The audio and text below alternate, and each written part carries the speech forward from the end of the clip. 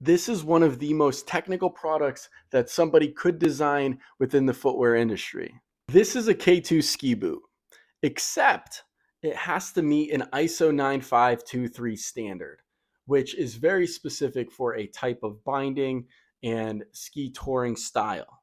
In 2020, I had the opportunity to design this Vibram outsole in partnership with K2 to meet those standards.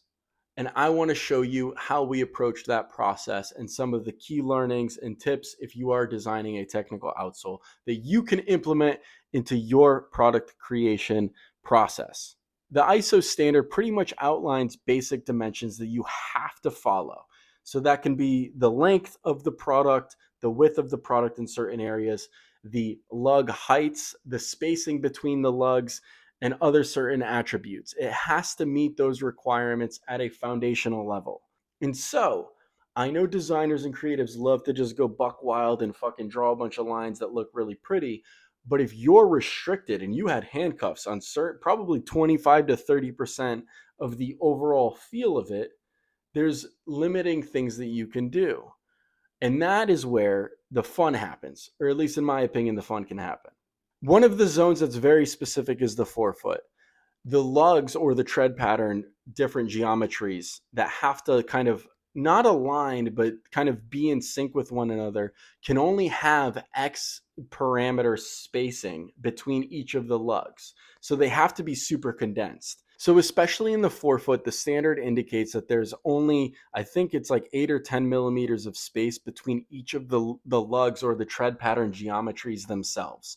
And so you'll notice that the forefoot gets really, really condensed. And then as it transitions down to the shank area, it actually opens up a bit. Same thing with the heel. The lugs have a spacing dimension that you have to follow and you have to respect in terms of the standard. So you might be thinking, okay, well, you have limited space. You probably have limited geometries that match up with one another. How can you be creative? One of the things that you can do, and you'll notice it in this design, is you can play with like micro details. And this is what can make a design stand out a lot, even though it maybe follows a overall pattern that's similar to other products in the market. So you'll notice in this design specifically that we have, kind of this base texture, this like kind of uh, crosshatch design that's kind of bordered within the central lugs.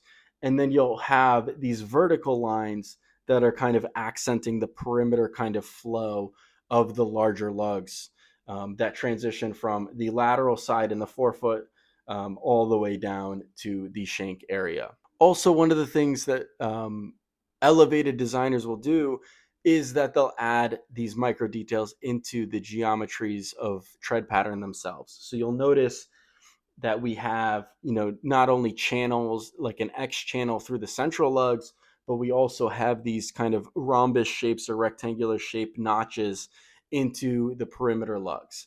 And so you can add a lot of flow and aesthetical flair into your designs through those micro details. I will add even that like the X channels between the central lugs actually can help with fluid dispersion. You can get the snow to kind of evacuate off of the lug a little bit better that way. And so there are some functional things that you can think about through this layering. If you're interested in technical product breakdowns like this, make sure to subscribe. But also, if you want to join a group of like-minded creatives, make sure to comment on the video and I will send you a link to join our private group of creators.